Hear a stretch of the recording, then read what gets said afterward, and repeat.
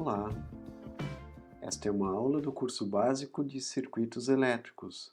Lembramos que o material está disponível na plataforma Moodle e também na página e canal YouTube do professor.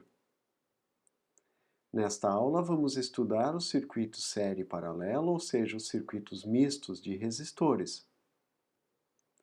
A associação série e paralelo de elementos de circuitos é muito comum para se aumentar a corrente ou a tensão resultante do circuito. Nesta figura mostra-se um módulo fotovoltaico onde diversas células fotovoltaicas são conectadas em série e em paralelo para se aumentar a corrente e a tensão resultante do circuito e, consequentemente, a potência final do módulo. Então, o circuito série paralelo ele tem características tanto do circuito série como do circuito paralelo. Lembramos que no circuito série um componente é conectado após o outro e não há presença de junções. Já no circuito paralelo, os componentes são conectados conjuntamente, os terminais de entrada juntos e os terminais de saída juntos, formando junções, onde a corrente se divide. Aqui no circuito misto, que é o circuito série paralelo, nós temos então a presença de uma parte em série e de uma parte que os componentes estarão em paralelo. Mostramos aqui uma imagem de um circuito com 3 resistores, onde o resistor R1 está em série e os resistores R2 e R3 estão em paralelo entre si e, por sua vez, em série com o resistor R1. Então, um circuito que tem parte em série e parte em paralelo, ele terá a característica de, nos elementos em série, a corrente ser igual, e nos componentes que estão em paralelo, a tensão nos mesmos ser igual.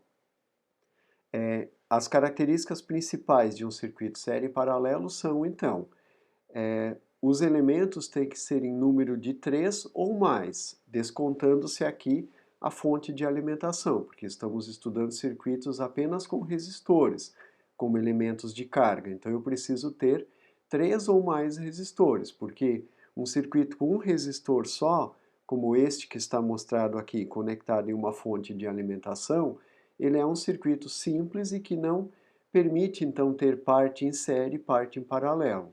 Se eu tiver 2 resistores, ou eles estarão conectados em paralelo ou estarão em série, mas não simultaneamente parte em série e parte em paralelo. Então, para que se tenha de fato um circuito misto, eu preciso no mínimo 3 resistores ou mais. Como foi falado anteriormente, então os componentes que estiverem em paralelo, a tensão sobre eles será a mesma, e os componentes que estiverem em série, a corrente neles será a mesma. Mostramos aqui um exemplo de circuito misto que já vínhamos mostrando nas outras aulas, mas que aqui de fato agora compõe um circuito série paralelo, enquanto no ramo 1 nós temos a fonte V1 com o resistor R1 em série, e no ramo 2 a fonte V2 com o resistor R3 que estão em série, e todos esses elementos, então, ramo 1 com o resistor R2 e com o ramo 2 estão em paralelo, formando então junções onde a corrente se divide, ou seja, o nó superior do circuito e o nó inferior do circuito. Então, um circuito com 3 resistores, ele pode ter esta configuração. Os exemplos que vamos estudar aqui, eles são para mostrar a técnica de cálculo da resistência total e como se faz a análise do circuito. Neste momento, sem empregar técnicas de estudo de circuito mais avançadas. Vamos unicamente utilizar a associação de resistores para calcular a resistência total, a lei de Ohm, a lei de Kirchhoff das correntes e a lei de Kirchhoff das tensões. Não usaremos as outras técnicas que vamos estudar à frente no nosso curso. Então, os exemplos de circuitos, eles são uma maneira de estudarmos a matéria, porque com vários resistores a gente pode fazer diversas configurações diferentes. E esse não é o objetivo aqui, mostrar todas as possíveis configurações, e sim mostrar algumas configurações e a partir delas, então, se ter um entendimento de como fazer a análise do circuito. Então, este circuito que tem 3 resistores conectados em uma fonte de alimentação, ele tem uma parte que está em série e uma parte que está em paralelo. Então, na figura da direita, nós mostramos em azul destacado os resistores R2 e R3 que estão em paralelo entre si, que constituem então o bloco de circuito formando então uma associação paralela de resistores, enquanto o resistor R1, com destaque então na cor vermelha, está na parte em série do circuito. Então vejam que é um circuito misto de fato, porque temos uma parte em série e uma parte em paralelo. O cálculo da resistência total, então, ele é feito analisando-se o circuito por blocos, por partes. Costumamos fazer, nos circuitos que estão desenhados desta maneira, sempre da parte mais final ao início do circuito, onde o início é onde se tem a fonte de alimentação. Então, nós vamos começar calculando a resistência equivalente da associação de R2 com R3, que estão em paralelo. Então, nós vamos chamar ela de resistência total 1, poderia ser um outro nome, resistência equivalente 1 e assim por diante. Aqui chamamos RT1, que será então o resultante do paralelo de R2 com R3, ou seja, R2 vezes R3 sobre R2 mais R3. Esta resistência resultante ela está em série com R1. Então, somando esta resistência com R1, nós temos a resistência total do circuito. Então, calcular a resistência total significa que nós tiramos a fonte fora e calculamos o equivalente da parte série e da parte paralelo do circuito. Muito bem, agora vamos fazer a análise e calcular correntes e tensões em todos os elementos do circuito. Para isso, nós temos que inicialmente, sobre o circuito dado, identificar as correntes e as tensões. Então a sugestão sempre é colocar a corrente saindo da fonte, porque a fonte vai fornecer energia para o circuito, para os resistores que serão os elementos que atuam como carga no circuito. Então colocamos uma corrente saindo da fonte. Como a fonte está identificada como V1, então nós colocamos uma corrente saindo da fonte identificada como I1. Esta corrente passa pelo resistor R1, então não precisamos colocar uma nova corrente, porque é a mesma malha. É sempre interessante em uma malha ter apenas uma corrente, para não se confundir. Já sobre o resistor R1, nós vamos colocar então a sua queda de tensão, mais menos VR1, colocando o mais onde a corrente está entrando. Então, conforme o sentido que damos à corrente 1, atribuímos a polaridade para a tensão mais e menos VR1. A seguir, nós temos o ponto de conexão, onde estão ligados os resistores R2 e R3, ou seja, temos uma junção. Ali, então, a corrente 1 irá se dividir, ok? Nas correntes que irão para o resistor 2 e para o resistor 3. Então, identificamos essas correntes como saindo daquele nó, ou seja, entrando nos resistores R2 e R3, com os nomes IR2 e IR3, ok? E aí, sobre os resistores, novamente, colocamos suas quedas de tensão, também conforme o sentido da corrente que atribuímos. Então, o mais da queda de tensão no resistor R2, onde a corrente está entrando nesse resistor. E o mais da queda de tensão no resistor R3, onde a corrente está entrando no resistor R3. Então, identificamos todos os elementos. Lembramos que anteriormente nós calculamos a resistência total. Portanto, com a resistência total e a fonte de alimentação, nós temos um circuito resumido com apenas um resistor, representando então o conjunto de resistores.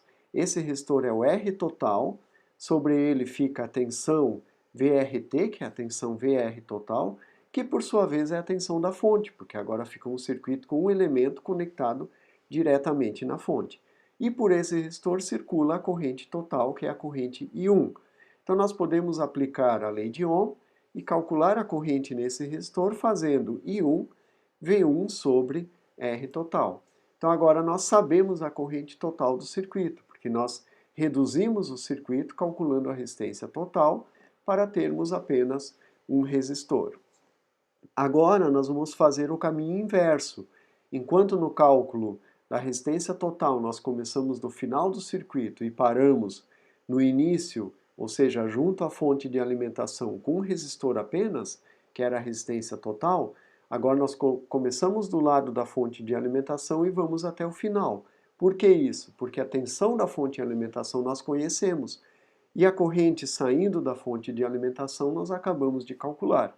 Então, com isso, como temos um resistor em série, que é o R1, nós podemos aplicar a lei de Ohm nesse resistor, porque nós sabemos que a corrente que passa por ele é a corrente I1.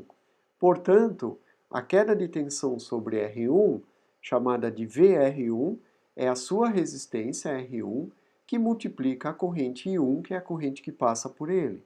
Então, nós agora temos a tensão sobre esse resistor. Se nós aplicarmos a lei de Kirchhoff das tensões no ponto identificado como nó 1, então nós, partindo do nó 1, nós teremos mais VR23 menos V1 mais VR1 igual a zero. Quem é VR23?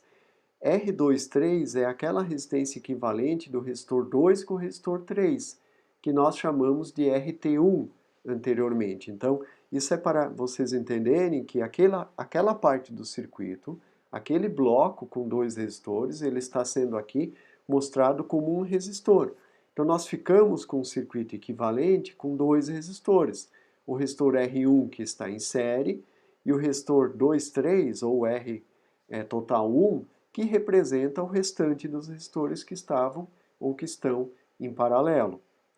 Portanto, a tensão no nó 1 em relação ao GND, ou em relação ao menos da bateria, que coincide com o menos do resistor R23, é V1 menos VR1, ou seja, é a tensão que sai da bateria menos a queda no resistor 1. Esta é a tensão que chega no resistor R2 e no resistor R3. Tá? Então, agora sabemos a tensão sobre os resistores 2 e 3 e, portanto, podemos aplicar a lei de Ohm nesses resistores e calcular as suas correntes, já que a corrente no resistor R2 será VR2 sobre R2 e a corrente no resistor R3 será VR3 sobre R3, sabendo que VR2 é igual a VR3, que é V1 menos R1, que é a tensão sobre o resistor R1. Tá? Então vejam que, para calcular a resistência total, partimos do final para o início, até ficarmos com um resistor apenas. E para calcular correntes e tensões, partimos do lado da fonte e voltamos até o final, até termos então todos os componentes no circuito. Vamos resolver um exemplo, então, com três resistores. Um circuito série paralelo, que tem então três resistores interligados conforme a figura, que foi a análise que fizemos anteriormente. A fonte de alimentação é de 15 volts, o resistor R1 é de 100 ohms, R2 é de 220 ohms e R3 é de 330 ohms. Portanto, qual é a resistência total e qual é a corrente e tensão em cada elemento do circuito. Então, a resistência total será, conforme calculamos anteriormente, a resistência de R1 mais o paralelo de 2 com o 3, resultando então em 232 ohms. Com isso, podemos calcular a corrente total, que é a corrente I1, que é a tensão da fonte, 15 volts, sobre a resistência total, 232 ohms, resultando em 64,7 mA. Calculamos agora a queda de tensão no resistor 1, que é R1 vezes I1, obtendo 6,47 volts. Agora podemos então calcular as tensões que chegam em R2 e R3, pegando a tensão da fonte menos a tensão no resistor R1, obtendo 8,53 volts. E aí calculamos as correntes no resistor 2 e no resistor 3, encontrando 38,8 mA no resistor 2 e 25,8 mA no resistor 3. Lembramos que aplicando a lei de Kirchhoff das correntes no nó, nós podemos então verificar se o nosso cálculo está correto. Então no nó, na parte superior, nós temos I1 entrando, então ela é positiva, e temos IR2 saindo, então ela é negativa, e R3 saindo, ela também então é negativa, e essa soma tem que ser igual a zero. Portanto, IR2 mais IR3 tem que ser igual a I1. A corrente que entra tem que ser igual à soma das correntes que saem. Portanto, 38,8 mili mais 25,8 mili é igual a 64,6 mili, que é aproximadamente igual a 64,7 mili, que foi calculado acima como corrente total. Esta pequena diferença é devido aos arredondamentos que foram feitos nos cálculos anteriores. Tá? Não inviabiliza, então mostra que de fato a análise do circuito está correta e que a lei de Kirchhoff das correntes está sendo atendida. Ok? Agora vamos analisar um circuito com 4 resistores. Ele está sendo chamado de tipo 1 porque a seguir vamos mostrar este mesmo ou o mesmo número de componentes, só que em uma configuração diferente. Tá? Então, este circuito tem R1 em série e R2, R3 e R4 estão em paralelo. Então, novamente, né, a parte azul em destaque mostra a parte do circuito que está em paralelo e a parte em vermelha, que é o R1, a parte que está em série. O nó está sendo considerado como único, ou seja, a conexão de R2 com R3 com R4 em um ponto apenas, onde irá ocorrer a divisão da corrente. Muito bem. Então a resistência total, ela será calculada inicialmente separando a parte que está em paralelo da parte que está em série. Então a parte que está em paralelo é R2 com R3 com R4. Então nós vamos calcular a resistência total desta parte, que é R total 1 sobre a soma dos inversos das resistências, porque agora temos 3 resistores, então não podemos aplicar aquela expressão simplificada, a não ser que fizéssemos primeiro 2 e depois o equivalente com o outro que sobrou. Então aqui utilizando a expressão completa, temos RT1 igual a 1 sobre R2 mais 1 sobre R3 mais 1 sobre R4. Este equivalente, ou esta resistência total da parte paralela, vai ser somada com a resistência de R1, que é o elemento que está em série. Agora fazemos a análise novamente, então, identificando inicialmente todas as correntes e tensões. Então procedemos exatamente como no circuito anterior, identificando a corrente 1, que é a corrente que sai da fonte, a queda de tensão sobre o resistor 1, que é mais ou menos VR1, as correntes em cada resistor, R2, R3 e R4, e, consequentemente, as quedas de tensão em cada resistor também. O circuito resumido, então, ele é um circuito com uma fonte e a resistência total. Com isso, podemos calcular a corrente I1, que é a corrente total, dividindo a tensão total pela resistência total. Então, V1 sobre RT. A seguir, podemos calcular a queda de tensão no resistor R1, porque sabemos a corrente que passa pelo mesmo, que é a corrente I1. Então, esta queda é VR1 igual R1 que multiplica I1. E, por sua vez, então, a tensão que chega no conjunto de resistores R2 com R3 com R4, que é o nó do circuito, que nós chamamos aqui de nó único, é, então, obtida aplicando-se a lei de Kirchhoff das tensões, percorrendo então a malha, partindo do nó, no sentido horário. Então nós temos mais VR2, 3, 4, menos V1, mais VR1 igual a zero, resultando então que a tensão nos resistores 2, 3 e 4, que é a parte paralela, ou seja, a tensão nesses elementos é toda igual, todos eles têm a mesma tensão. Então VR2, 3, 4 é V1 menos VR1, ok? Sabendo a tensão, então, nesses elementos, podemos calcular a corrente em cada um deles, IR2, IR3 e IR4, dividindo a sua tensão pela resistência de cada elemento. Então, IR2 é VR2 sobre R2, sendo que VR2, na verdade, é V1 menos VR1. IR3 é VR3 sobre R3, novamente V1 menos VR1 sobre R3. E, finalmente, IR4 é VR4 sobre R4, que é V1 menos VR1 sobre R4. Vamos fazer um exemplo novamente. Então, agora a fonte tem uma tensão de 10 volts. Os resistores são R1, 1 kΩ, R2, 2,2 kΩ, R3, 3,3 kΩ e R4, 2,2 kΩ.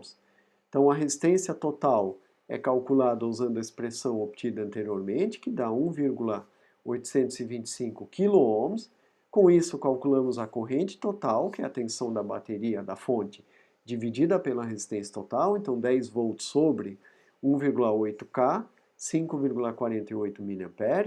A seguir, obtemos a queda de tensão no resistor R1, que é a sua corrente, que é a corrente total, então a corrente da fonte, 5,48 mili vezes a resistência, que é 1K, resultando em 5,48 volts. A tensão que chega no conjunto de resistores em paralelo é a tensão da fonte menos a queda no resistor R1. Então, 10 menos 5,48, 4,52 volts.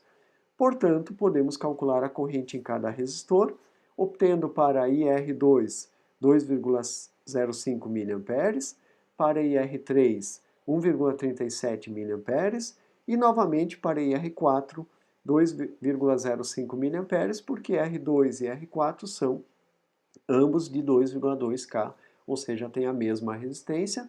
Como estão submetidos à mesma tensão, eles terão então a mesma corrente. Aplicando a lei de Kirchhoff das correntes no nó único, nós temos então a corrente I1 entrando, então ela é positiva, corrente IR2 saindo é negativa, corrente IR3 saindo é negativa e corrente IR4 saindo é negativa. Portanto, IR2 mais IR3 mais IR4 é igual a I1, ou seja, corrente que entra, I1, é igual à soma das correntes que saem, IR2 mais IR3 mais IR4. Portanto, 2,05 mili mais 1,37 mili mais 2,05 mili resulta em 5,47 mili, que é aproximadamente igual a 5,48 mA, que foi a corrente calculada para o total do circuito, né, com a resistência total, que é aproximadamente igual então a 5,47, ou seja, esta pequena diferença é devido aos arredondamentos que foram feitos nos cálculos acima. Por sua vez, um circuito com 4 resistores, mas agora estes elementos estão conectados de uma maneira um pouco diferente, é mostrado aqui. Nós temos agora R1 em série com R2 e este conjunto está em série com o paralelo de R3 com R4. Então vejam que agora nós temos dois componentes em paralelo, que são R3 com R4, e dois componentes em série, que são R1 com R2. Então nós temos um circuito que tem parte série e parte mista, cada parte série e parte paralela, cada parte com dois resistores, sendo então um circuito série paralelo, ou seja, um circuito misto. A resistência total, então, agora é obtida calculando a resistência total de cada conjunto. Então, a resistência total 1 é o paralelo do resistor 3 com o resistor 4, e a resistência total 2 é a parte série de R1 com R2. Portanto, a resistência total é a soma, já que os conjuntos estão em série, da resistência total 1 com a resistência total 2, resultando então em R1 mais R2, mais R3 vezes R4 sobre R3 mais R4.